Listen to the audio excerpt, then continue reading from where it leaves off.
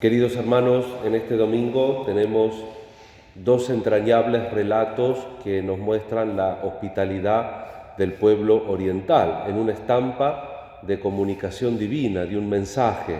Abraham, en la primera lectura, que recibe a estos tres hombres, también esta lectura al final va a dar pie a los primeros padres de la Iglesia a que profundicen en el misterio de la Trinidad, porque son tres hombres, pero en un momento del diálogo, cuando dan el mensaje divino, hablan como si fuera uno. Entonces ahí ven la figura, el anticipo en el Antiguo Testamento de la Santísima Trinidad, como un signo. Pero también tiene mucho que ver con la mentalidad oriental, de los pueblos orientales, que tienen en muy alta estima la hospitalidad, al que está de paso, al que está de viaje, recibirlo, darle una serie de servicios que también eran especialmente necesarios en esa época, ¿no? Que había mucho polvo en el camino para lavarse los pies, lavarse las manos, preparar una comida, a veces improvisada, porque la gente, como viajaba por sus medios, no siempre tenía determinado cuándo llegaba, y todas esas cosas insumían el trabajo, el esfuerzo de la preparación de lo que se le ofrecía al huésped, pero también significaba ponerse en contacto con él, conversar, tratarlo bien, compartir. Yo tuve la ocasión de visitar más de una vez Egipto, el Cairo, y allí hay, por supuesto, muchísima pobreza.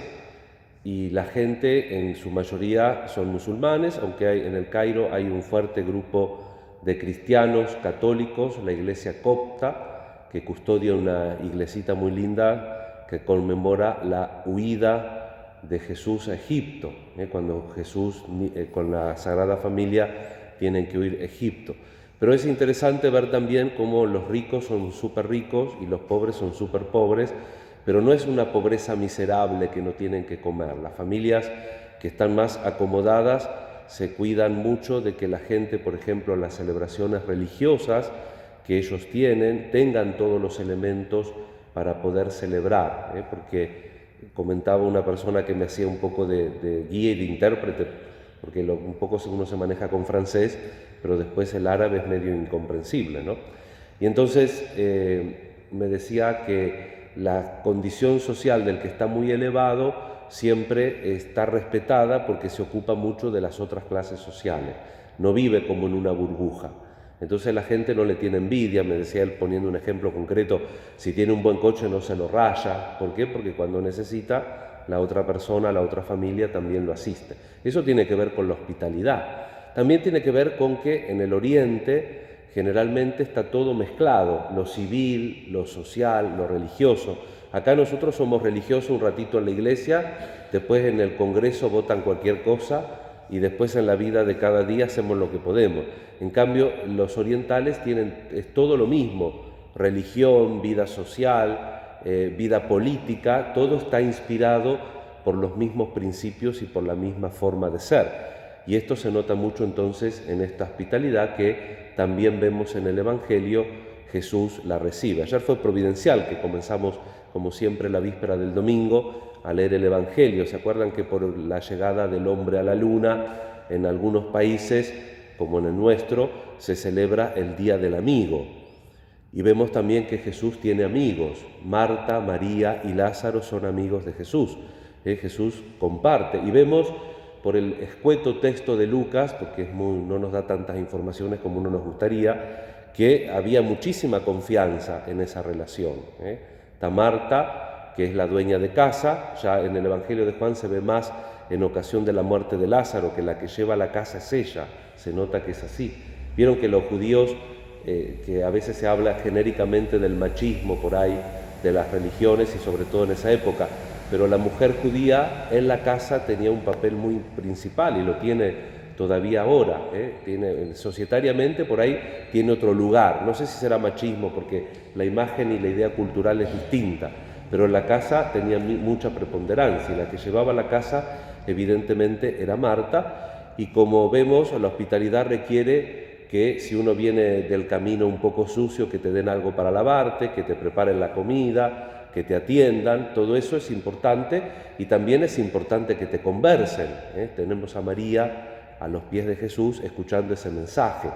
También este texto de la hospitalidad, este compartir una comida con un desconocido, en el caso de estos 3 señores con Abraham, o en el caso de una amistad ya seguida por años, como la de Marta, María, Lázaro y Jesús, el comer también en el caso del Evangelio tiene un mensaje de salvación.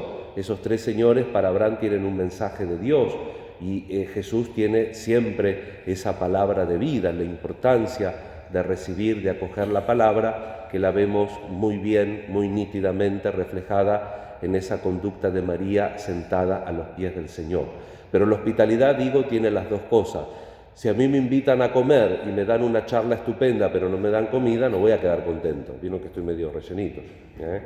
Y al revés, si me dan mucha comida y nadie me habla, voy a decir, ¿para qué vine? No, para mí que se equivocaron, querían invitar a otro. Tienen que estar las dos cosas. ¿Por qué toda esta explicación? Porque tienen sus motivos, algunos de los que traducen el leccionario, y generalmente esta expresión de que Jesús va a decir de María cuando Marta se le queja, Señor, y esto acá vemos la familiaridad que Marta tenía con Jesús. Señor, ¿no te importa que mi hermana esté ahí escuchándote y yo con todas las cosas de la casa? Entonces Jesús la tranquiliza, Marta, Marta, te inquietas y te afanas por muchas cosas, pero una sola es necesaria, y acá viene la frase, María eligió la mejor parte que no le será quitada. Eso en un tiempo en la Iglesia se veía un poco de la vida religiosa, ¿no? Los que se consagraban en el sacerdocio o en algún tipo de vida religiosa, tanto varones como mujeres, que decían la vida activa era la vida semejante a la de Marta, hacer cosas, salir, y la vida contemplativa era la María que estaba siempre a los pies de Jesús. Y parecía que la parte contemplativa era más importante que la parte de acción, y no, son las dos importantes, porque literalmente el texto original de este relato dice Jesús, ten agastén merida, que quiere decir la parte buena. No es no es la mejor, es la parte buena. La hospitalidad tiene todo ese trabajo. Tenés que recibir a la persona, tenés que preparar la casa, a veces limpiar. Yo cada tanto que doy alguna comidita en mi casa, se prepara tanto y después por la oscura comemos rápido. A los 20 minutos quedó un montículo de plato, de mantel manchado, tanto que uno prepara y hay que prepararlo. Y después está también el diálogo, la sobremesa, las dos cosas. Evidentemente que el diálogo, la sobremesa, sobre todo, imagínense ustedes escuchando a Jesús.